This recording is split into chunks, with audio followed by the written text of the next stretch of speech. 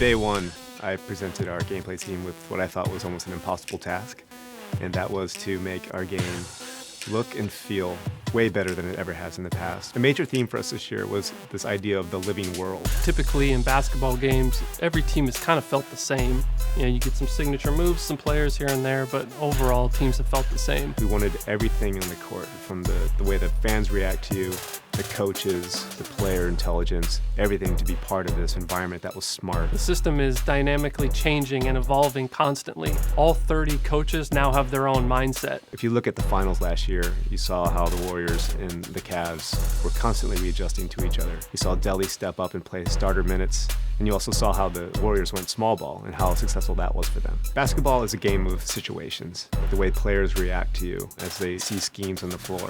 The way the coaches can see the patterns that you're trying to do and recognize it and adapt to it. In the regular season, Greg Popovich may give you just his base general pick and roll defense. But say you have success in game one of the playoffs versus them, game two is going to be entirely different. All these things make you have to step up to the challenge and come up with ways to solve these problems. Fundamentally, every single game relies on a good motion system, and basketball is no different. Situational movement gives the players the ability to detect when and how to move around the floor. It allows our players to detect opportunities.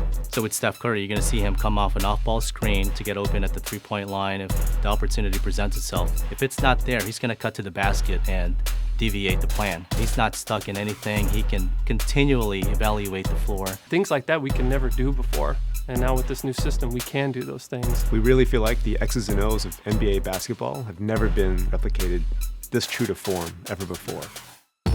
All player-to-player collisions between the ball handler and the on-ball defender is all driven by physics now. So a guy like LeBron, who's kind of like a tank, can just plow through the smaller defenders. The collisions feel a lot more visceral, and you never feel locked into an animation. We've also expanded our signature size-up functionality. So now every player has up to 4 size-ups they can do in any direction, and they look and feel beautiful. Post this year was completely rewritten from the ground up. The guys did a phenomenal job of just making it feel a lot more free.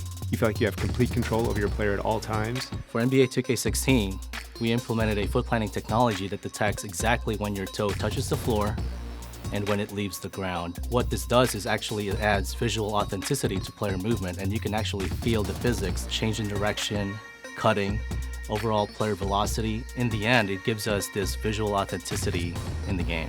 And on the sticks, now we have 3 dedicated pass buttons that give you instant access to any pass type you'd want to throw. So bounce passes, flashy passes, lobs, alley-oops. This is easily the best looking, the best feeling, and the most realistic 2K basketball we've ever made. Well, winning is not a sometimes thing, it's an all-the-time thing. So this year, we had to top what we did last year. NBA 2K16 is going to be the smartest game of basketball we've ever made. It's going to have the most realistic physics you've ever seen in a basketball game. It's going to have storylines from game to game that change all the time. I can't speak highly enough of our gameplay team and what our engineers pulled off this year. They really pulled off the impossible. NBA 2K16 is going to be the most authentic sports gaming experience that you've ever played.